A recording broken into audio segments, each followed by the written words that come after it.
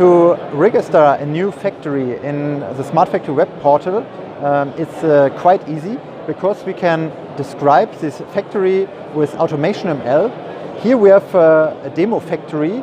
It's a Stirling engine, and we have here an OPC UA server which collects all the data from the Stirling engine.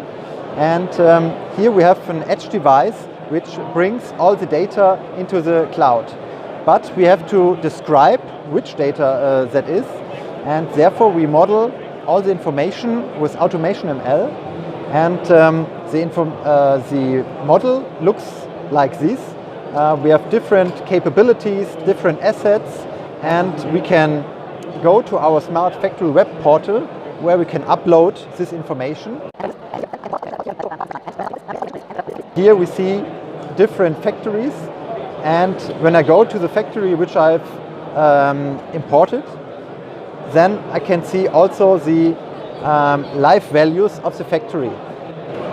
These live values are very useful for the customers.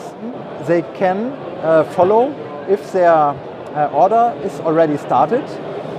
We can see this here.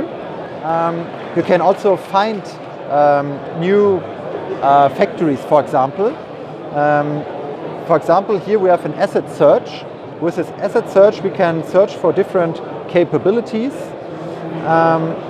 We have food cultivation, for example, and we search in a specific country like Germany.